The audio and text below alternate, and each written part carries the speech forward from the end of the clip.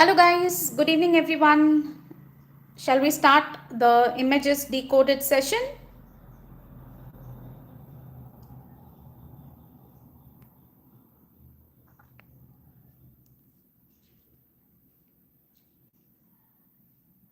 So we are going to discuss the last week's, 1 week's images, and in fact we have some videos also this time.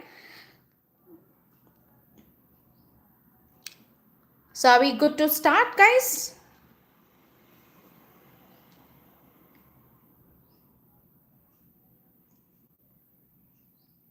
All right.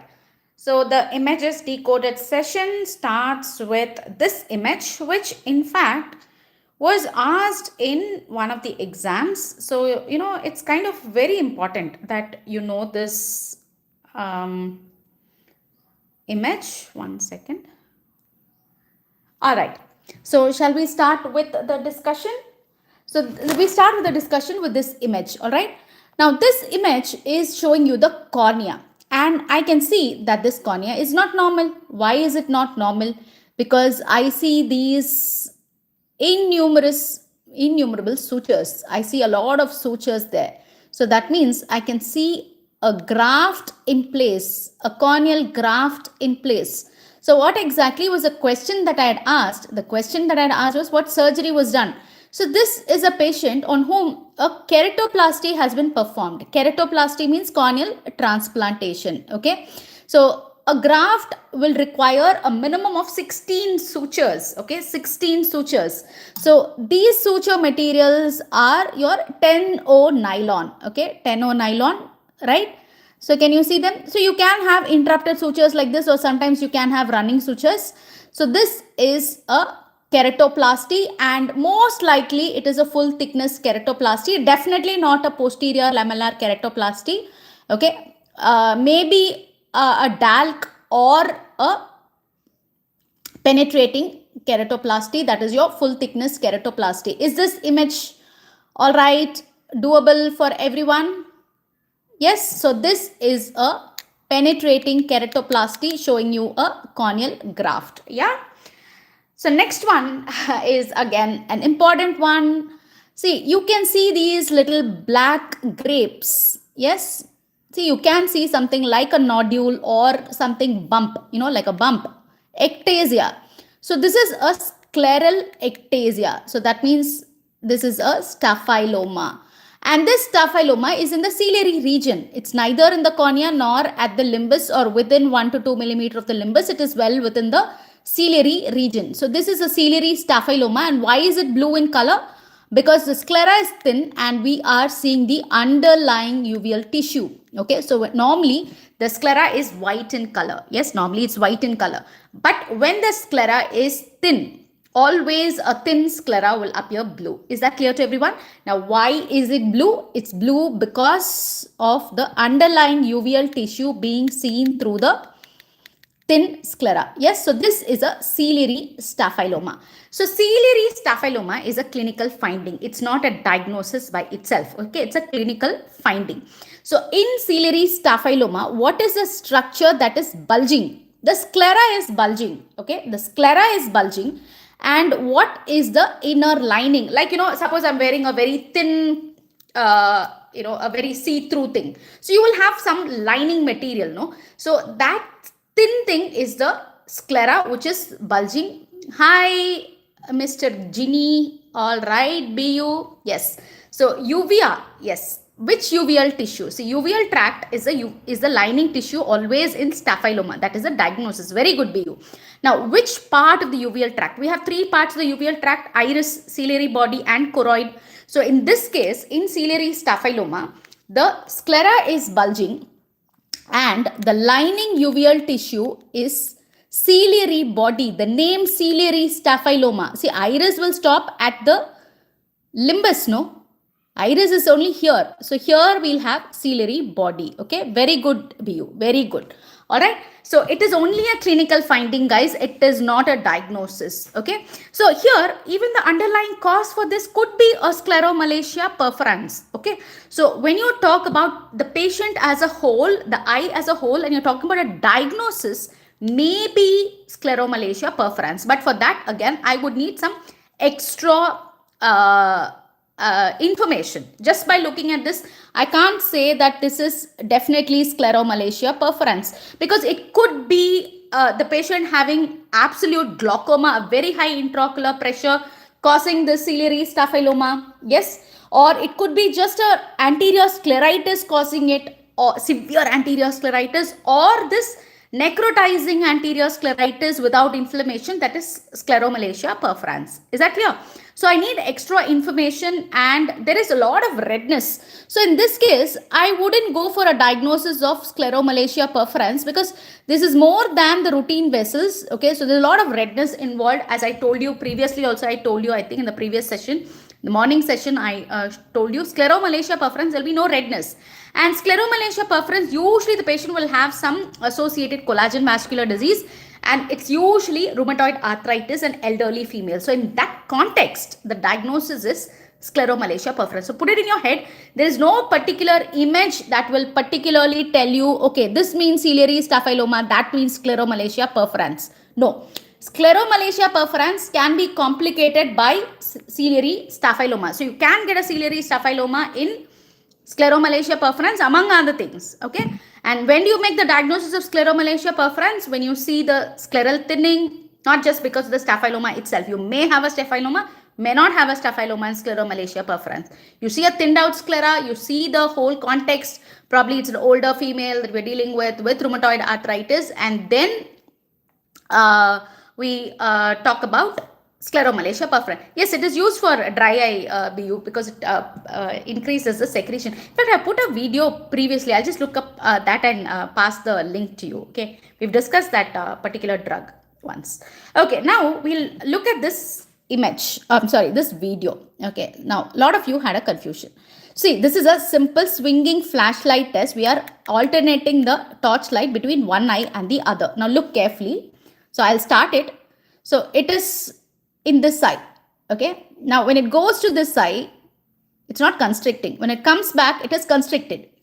Goes here, it's dilating. Do you see that? See, again we start. Look at this. It's constricted to light. It's in fact dilating to light, or coming back to, this is constricted, dilating, or in fact, see, it's not actually dilating. It is coming back to its original size. Yeah. So now look at it. Direct light reflex present. Direct light reflex absent. Direct light reflex present. Absent. Yes. So on one side, that is the left side, the optic nerve is normal. Here the optic nerve is not normal. Right side optic nerve is not normal. See, again, let's see. Observe very carefully. Left eye constricting, right eye not constricting, or not maintaining the previous constriction. See, there is a paradoxical dilatation to light. So you have a right-sided RAPD, because see, in the original question it was left-sided, but now because there's a lateral reversal, can you see? See, when light is on the left eye, it is constricting. I'll show you again. It is constricting. Why? Because the pupillary light reflex, listen to me carefully, I'll show the video again.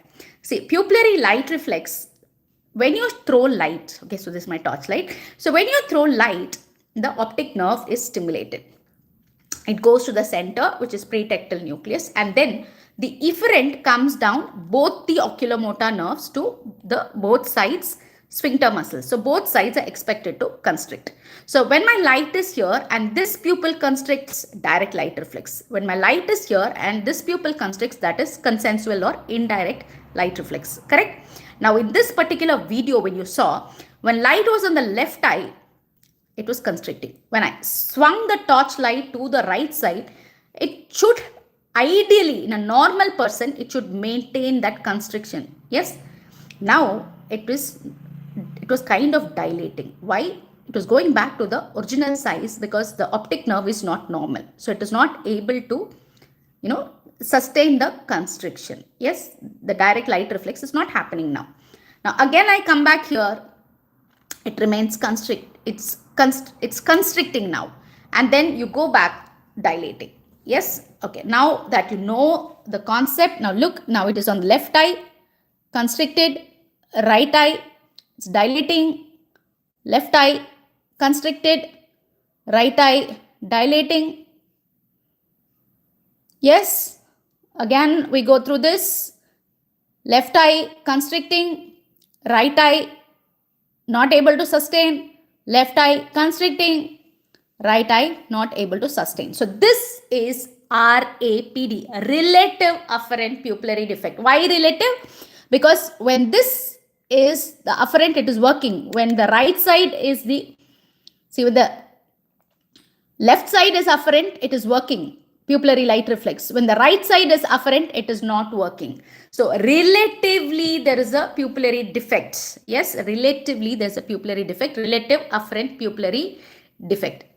Yes, see, for a response to occur, everything in the circuit should work. Okay, afferent, efferent, everything should work. So if my afferent is not working, how will the response occur? It doesn't occur. That's why there is no constriction when light is on this eye. Is that clear? So when I put light on this eye, neither will this constrict nor will this constrict, because input itself is a problem. Is that clear? Okay. Now coming to your question, pretectal nucleus dampa center, it is not Ellington-Westphal. Ellington-Westphal is an interneuron. Okay, internuntial. It contains interneurons. It is not the center for pupillary light reflex. Okay, so get that correct. Yes, so your pathway is correct. Pretectal nucleus, then Ellington-Westphal, then your yes, your oculomotor nerve, especially the inferior division, then the nerve to the inferior oblique, then ciliary ganglion, and then to your through the short posterior, through the short ciliary nerves to the sphincter muscle. Is that clear? Okay. So next is again a video. So what can you see? You can see a bulging eye and you can see a pulsatile. Yes, you can see a bulging eye which is pulsating. Lub-dub, lub-dub, lub-dub, lub-dub. And you can see the beautiful corkscrew episcleral vessels. Yes, you can see the corkscrew episcleral vessels. Very good, BU, correct. In the previous question, correct. I am seeing your comments. Yes, so when you see a pulsatile proptosis, yes, you see a pulsatile proptosis, the eye is bulging and tabak, it's going anterior and posterior, no? Can you all appreciate the pulsatile proptosis? Give me a thumbs up if you can appreciate this pulsatile proptosis. And also, can you see the corkscrew vessels?